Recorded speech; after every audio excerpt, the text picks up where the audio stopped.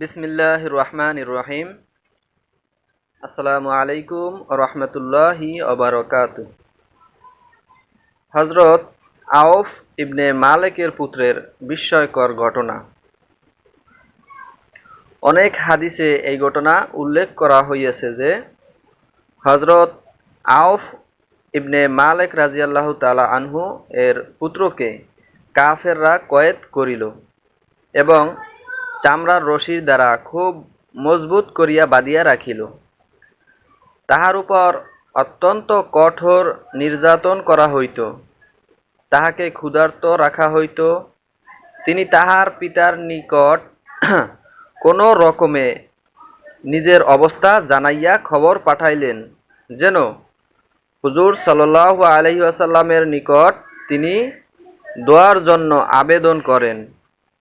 যখন হুজুর সাল্লাল্লাহু আলাইহি ওয়াসাল্লাম জানিতে পারিলেন, তখন বলিলেন, তাহার নিকট এই বলিয়া পাঠাও যে সে যেন আল্লাহ তাআলাকে ভয় করিতে থাকে, তাকওয়া অবলম্বন করে এবং তাহারই উপর তাওয়াক্কুল করে এবং সকাল সন্ধ্যা এই আয়াত পাঠ করে। তওবা আয়াত 128 পড়িতে থাকে।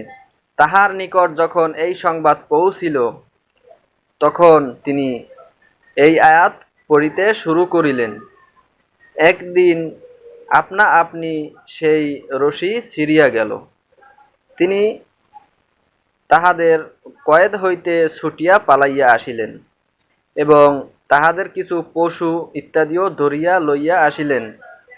হযরত ইবনে আব্বাস রাদিয়াল্লাহু তাআলা আনহু বলেন, যে ব্যক্তির কোনো বাদশাহের জুলুমের ভয় হয় অথবা কোনো হিংস্র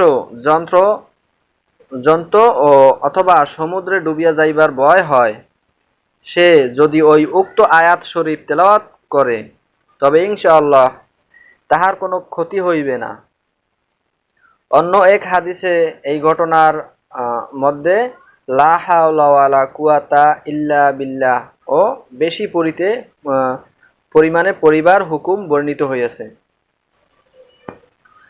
আউফ ইবনে মালিক রাদিয়াল্লাহু তাআলা আনহু এর পুত্রের ঘটনা প্রসঙ্গেই এই আয়াত শরীফ নাজিল হইয়াছে।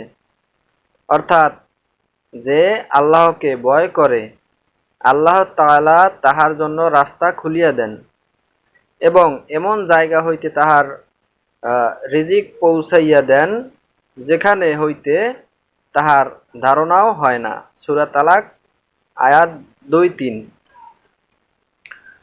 আর যে ব্যক্তি আল্লাহ তাআলার উপর ভরসা করে, আল্লাহ তাআলা তাহার জন্য যথেষ্ট। সেই সাহাবীর এই ধারণাও ছিল না যে এই কাফের যে এমন কঠিন জুলুম করিতেছে, তাহারই সম্পদ হইতে তাহার রিজিক নির্ধারিত হইয়াছে। যাহা কিছু শুনলাম, আল্লাহ তাআলা আমাদের সবাইকে আমল করার তৌফিক দান করুন। ভিডিওটি ভালো লাগলে সবাই লাইক করবেন এবং সকলের কাছে পৌঁছানোর জন্য ভিডিওটি শেয়ার করে দিবেন। ধন্যবাদ সবাইকে।